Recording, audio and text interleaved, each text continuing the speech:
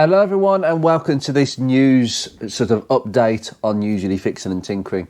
From time to time I like to do episodes that encompass all the news around all the different areas that I've got my hands in, basically YouTube, the Focus Mark 1 Preservation Club, the Ford Fiesta Standard Owners Group, which I thought was a nice thing to start, and just general news about what I'm doing. Some of which I can't reveal because it's rather intrinsic and private to the Mark 1 Preservation Club, but some I can reveal because I'm aware that this video goes out to everybody. So there are a few things I can't mention. But anyway, let's start on the first subject, which will be YouTube news. I've got it on a post-it note just in case I forget. Do excuse, I have got a bit of hay fever. This time of the year is terrible for me, so do forgive that straight away. YouTube news, so official break. Last year I took an official break at the end of October after consistently doing YouTube for at least 2.5 years, non-stop, absolutely non-stop, even around Christmas. And I thought it was such a good thing to do that I'm going to be doing it every single year, basically. Every year you can expect me to take a break at the end of October for a couple of months. Where there will be no activity whatsoever. Naturally, though, there will be videos, strangely, but I won't be replying to any of the comments, etc., because that's part of the break. There might be a couple of videos that I dot around November, December, but it'd be very much one or two of them. Probably 2 videos a month. That's incredible for my standards. It's usually 2 videos a week. So I've kind of slipped back into a routine of doing 1 video every 3 to 4 days, which is where I want to be. I want to be 1 in 4, 1 in 5, actually, strangely. So I'm not having to do as much, but providing quality videos. And I've been thinking very carefully about what videos that I do. The sort of videos that I feel that won't really be beneficial, I've actually not filmed. There's some stuff that I just haven't filmed because it's just not worth me filming it. Some people obviously will watch anything that I put out, but unfortunately time versus impact is quite a big thing in the world of YouTube. So I have to manage my time well and figure out what works. And at the moment, what works is Mark 1 videos. They're very popular, unsurprisingly for me. But how to do videos are helping a lot of people, and I intend to continue that completely. I do believe that some advice should be absolutely free. And that's why I've kept this channel absolutely free from any sort of Patreon membership, etc. It seems to annoy people, and I'll come to that a bit later on. It seems to really annoy people. Any form of a subscription seems to actually not just annoy people, but it almost changes people's personality just by the mere thought of some money being thrown into a pot. So that's happening. I probably will be coming back in January anyway, probably sort of middle of January, something like that. But just so you're aware, 31st of October is my cut-off day. Everything that I've filmed before then will be going out later on. And I've got quite a few jobs to be doing, I can assure you. So it's not as if I'll be completely stopped filming. If there was something, I think there might be something going on in November with 50 Shades, but again, it's whether it gets filmed or not. The steering rack business occurred during Christmas, believe it or not. And it only came out a couple of months ago. But that was a bit of a stressful time. I won't go into that. Mark 1 news is all sorted though. Mark 1 news. So as most of you will be aware, and I've mentioned it at the Motorist event, it has been 20 years since the last Mark 1s were registered in the UK. That would have been May the 31st. Pretty much most dealerships had received a notice to sell and register all their old stock, the old Focus, by the 31st of May. Very rarely will you get a Focus registered later than that date. They must have just slipped through the net somehow. There are about 6 or 7 examples that I'm aware about. I think there's a 55 plate, there's an 06, there's actually 2 06 plates, there's 2 07s, there might be 1 or 2 more, but basically that is that. That is simple as that. I think there's about 7. So for those of you who are saying, oh, I've seen one on an '07 plate, you mean you've seen a picture on the internet that's been dolved around about 20 million times? Yeah, I know. There's only 7 of them. So they're all 20 years of age, and that means that they require a completely different level of maintenance and service these days, which probably requires a different form of ownership, really. These cars have been used to pretty minimal maintenance, and a lot of these cars are actually they're not repaired until they break down again, and that is not how to look after a Mark 1 now. They are now classics, and people seem to think that they can run a modern classic just as they would run a 5-year-old car, i.e. you don't need to repair it unless it's broken. And often with Mark 1s, they've got continuous suspension problems now, wearing components and things that need to be planned and to be repaired. Electrical problems are becoming a bit of a problem. I've managed to get a lot of modules, every sort of module you could have, anything with a circuit board inside it, I've bought for 50 Shades for the Future and for Mr. Inc, because electronic issues are a big problem on Mark 1s. You know, we've talked about the rust. The rust is boring, okay? As far as I'm concerned, if you don't know about the rust, where the hell you been? We all know where they rust and where they go. But the one thing that people are not very good at is diagnosing electrical faults. And that's probably something I'm going to cover a bit more, but when I get electrical faults. I've always named that Mark 1s, generically, if they have weird faults, for instance, the flickering brake lights on Mr. Inc turned out was a dodgy brake light bulb that wasn't inserted correctly. Now, I often think that Mark 1 problems like that and the solutions that come with them are very similar. They're very basic and stupid things that go wrong. But now we're not seeing silly little things that can be fixed at home for nothing like that. We're seeing modules fail and need rebuilding. Okay, they need to be sent off and repaired and then brought back. That's a bit of a problem. I mean, the biggest problem that I see is ECUs, because people are not aware about this, but people are putting these ECUs on eBay, and they don't realise when they're selling the ECU that is useless. That ECU is useless without a transponder ring and a chip, one immobiliser chip, i.e. a key fob. Key fob, transponder ring, and the ECU taped up in a kit. Bingo. That's ready to fit to any car, that is. And you can program more keys with that. What people are doing is just selling the ECU. It's not worth £100 that they're asking. It's not worth £1. It's useless. You might as well throw it in the bin. And people don't realise this. There's no awareness from breaker boys or the breaker, the scrapyard community that's useless. And that's a big problem on Mark 1s. Be it having the automatics, I'm looking out for that one of those sets. So if any automatic comes up for braking, gonna have the complete set, please.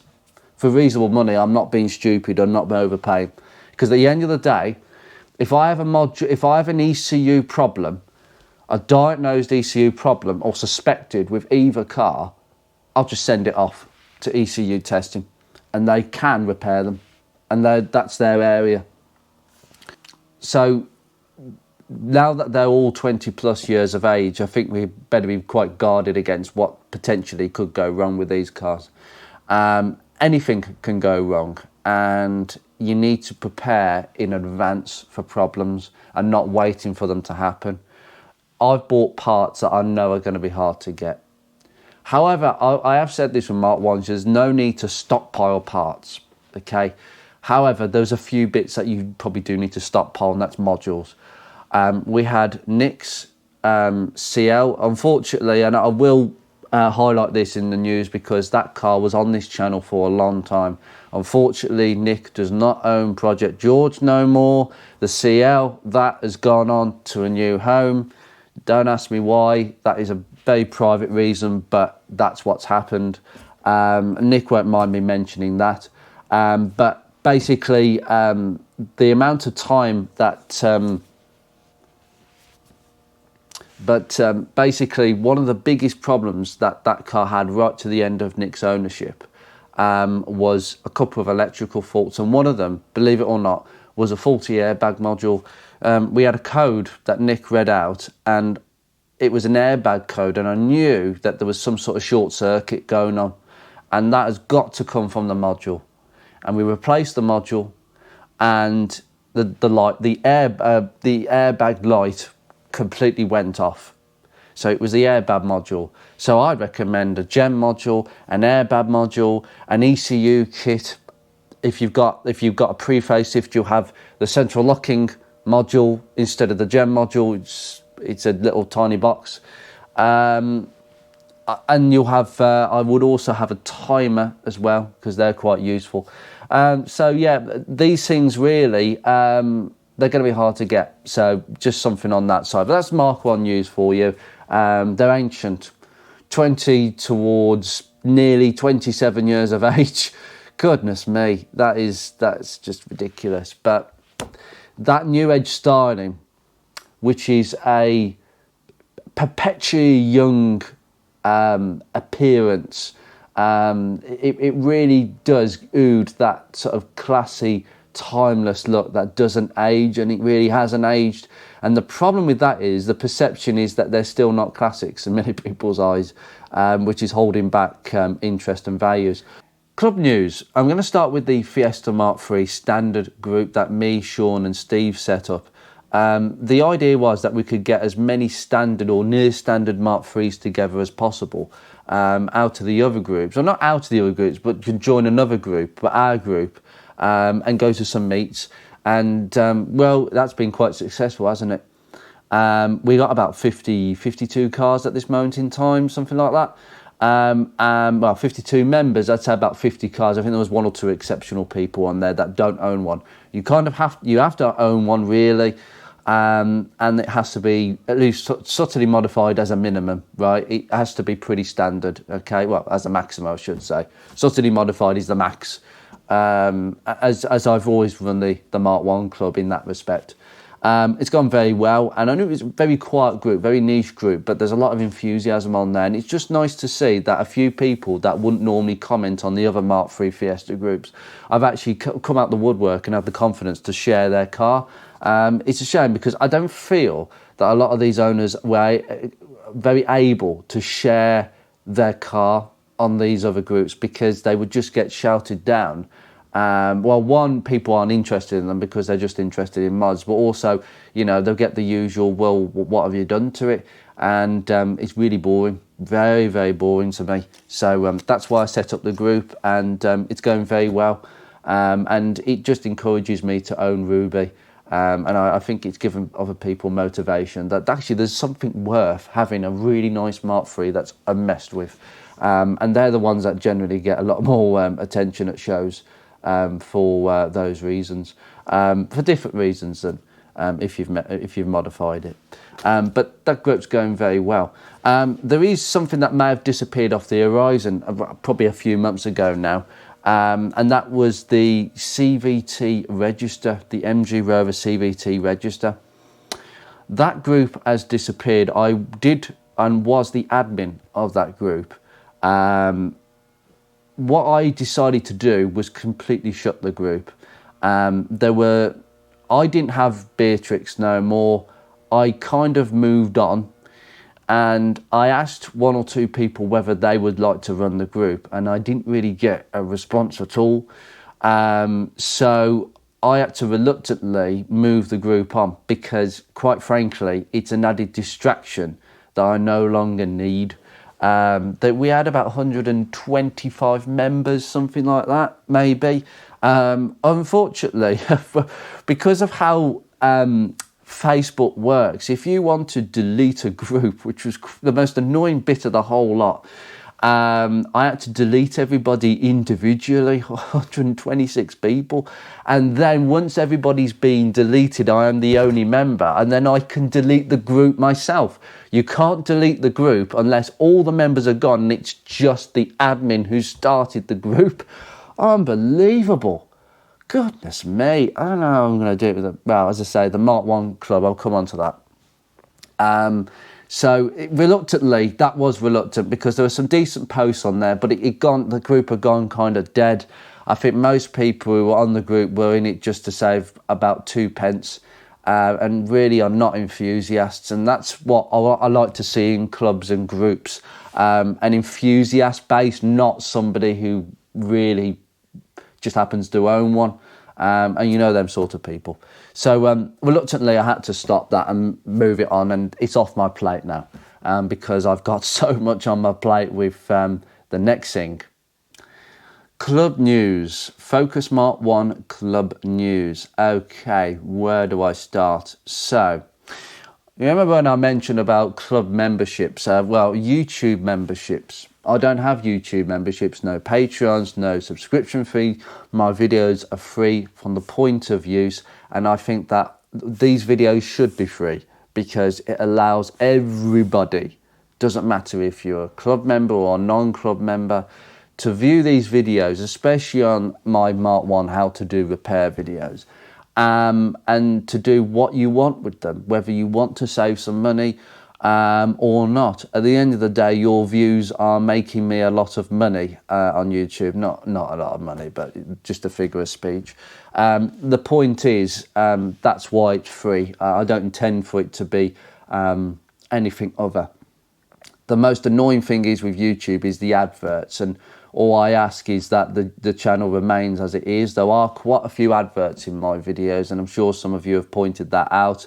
But I don't apologise for that, because you either have the adverts, or I'm going to say, right, £1 a month from everybody who thinks that my videos are worth it.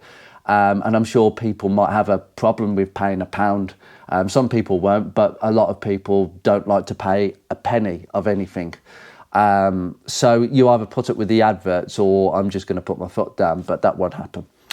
Anyway, on that basis, there's also been some interesting things going on with the club. So the club has been a Facebook group, effectively. That is how you enter the club. You join our Facebook group if you have a pretty original Mark 1 or near one that's standard. Don't have to own one, but you have to understand, if you want to own one and you want to remain a member in the club, you've got to have one that's pretty much in line with the club's ethos, which is that. So that's fine. That's the only way you can enter. And we've got two Facebook groups. We've got the main page and we've got the sales page. You have to be a member of the main page first, and then you have to become, if you want to be a member of the sales page to advertise stuff or see what's up for grabs, I do recommend being part of both if you're a member. And then you can join the other group once you've been approved for the main group. A lot of people have just seen the sales group and think that we're a completely separate entity from the main group, which is always a bit of a difficulty, but we just keep on rejecting people. So we're quite a tightly managed group. We have been featured in Retro Fast Forward magazine. What an amazing spread that was. Honestly, that has done so much good for the club to show people who we are, what we're about in a double page spread. So I couldn't thank the team enough at Retro Forward enough. John Wade, the co-editor, he's the person that I've been liaising with. And furthermore, they did an article on Mark 1s as well, saying their time is now, etc. It was quite interesting. So a lot of nice things are going on, and the club now has a strong brand identity, a strong logo, which I created from scratch. I now own the copyright to that logo, so nobody else can take that away or copy it without having some sort of permission. So legal stuff is taking place, because this club is now going to become more than just its Facebook entity, a Facebook group that is full of lovely people. We've done lovely events that I've organised and managed really well, strictly by people that I trust implicitly to run it on my behalf when my eyes are turned elsewhere. And in the last 6 months, and currently ongoing, is the inventation of a website, thanks to my friend Jack, who is our IT administrator for the club. We are both developing a website. and looking at everything from GDPR to membership. How on earth are we going to get people to pay for memberships? What systems are we going to use? And every little aspect of the club has to be thought about in the next 6 months, because in January 2026 we will go from a free club to one that is subscription based, like every other proper car club that needs investment. So far the club has been run to pay for like the flags and some of the merchandise that has been resold, and then any profits go back into the club because it's an unincorporated organisation, an unincorporated voluntary organisation, non-for-profit. So all the money goes back in from what will be memberships next year, but it has been up to this point purely merchandise and donations. And what triggered this change, this feeling of we need to move the club on, from myself and other people in the club management. We don't say committee. I'm not a chairman, and we're not a committee. We're management, and I'm the founder. We do things a bit modern in this club.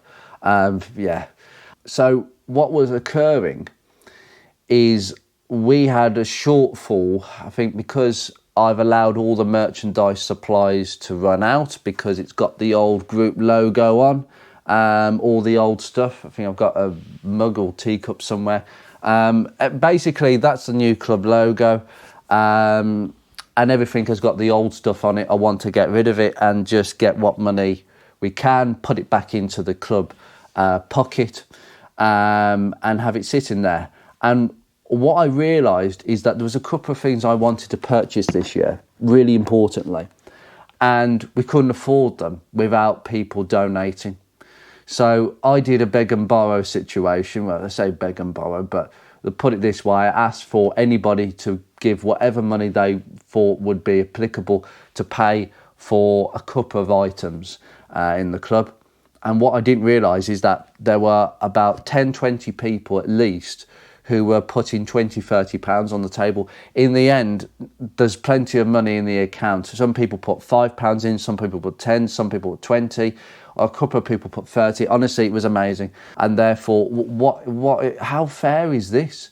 You know, this isn't very fair at all. So we've got to make this a level playing field here. So that's when the decision was taken by myself to put a date on January 2026. As the day where everybody who wants to stay with us has got to pay £10 a year, which is, I tell you what, you find me a car club that has got a cheaper membership than that. And strangely, that £10, if I have it my way with insurer discounts, that £10 will go straight back in your pocket. So if you are interested in staying with us, it will be £10 a year, which will be 83p a month. And for the amount of praise and quality that I've been told that this group has from people who are on the outside as well, I think that's an absolute bargain and the lowest fees of any car club going, and it will remain that at £10 for years to come.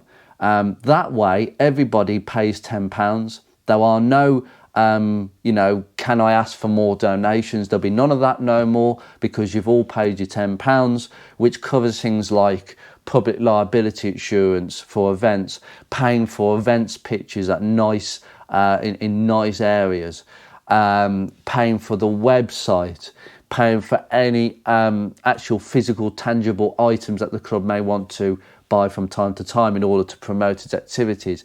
Everything that runs the club, the copyright, that wasn't cheap. That wasn't cheap at all. Stuff like that costs a lot of money to run. And then we have the running for to fund merchandise, which will be a very cut price for members who've already paid their £10, just to basically put something in their hand. You've got something, we've got something to show for it in the kitty, etc., etc.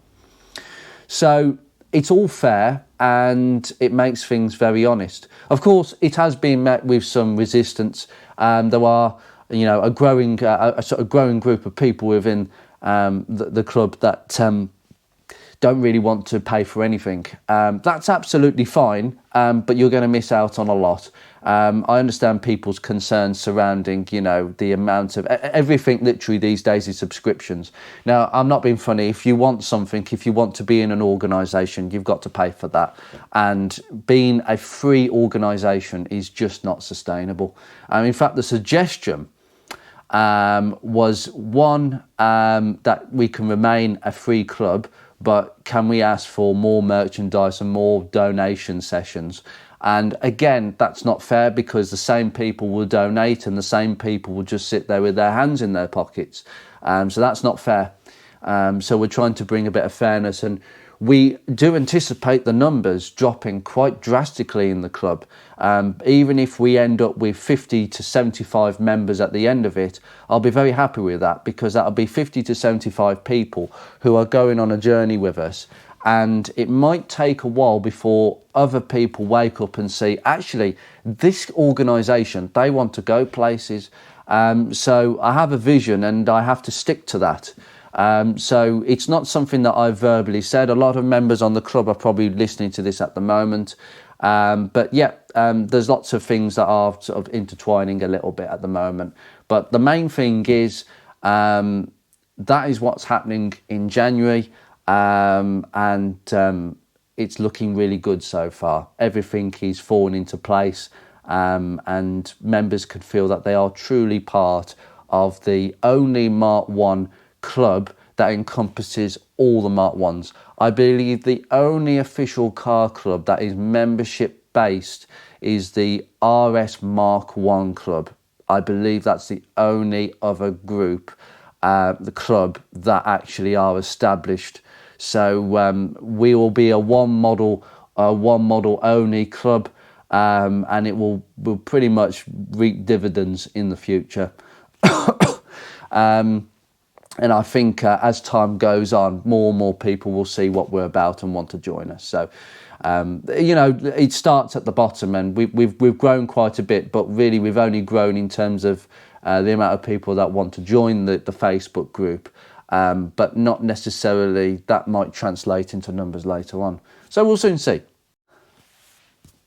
Just a real final note, thank you so much for supporting this channel. It really pays dividends to my time. My time is very precious these days, and I am on this sort of movement of narrowing down exactly what YouTube means to me. Initially, YouTube was me, you know, expressing and sharing an enthusiasm of the hobby that I love, and that is still the case.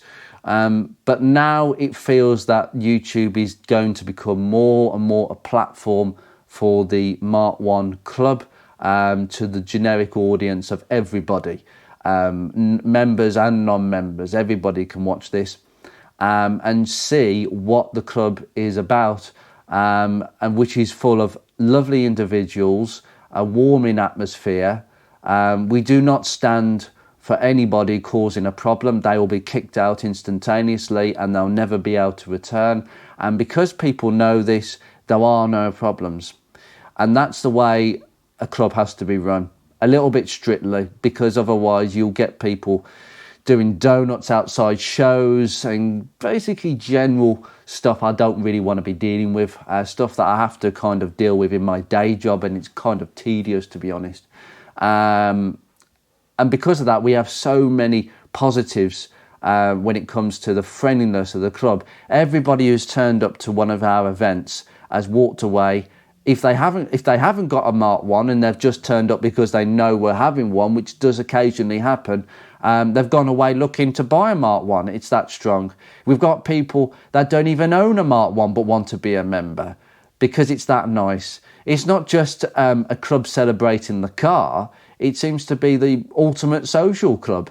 But what a good depiction for Ford's greatest ever design classic, put it that way. There could be no other fitting tribute to that car.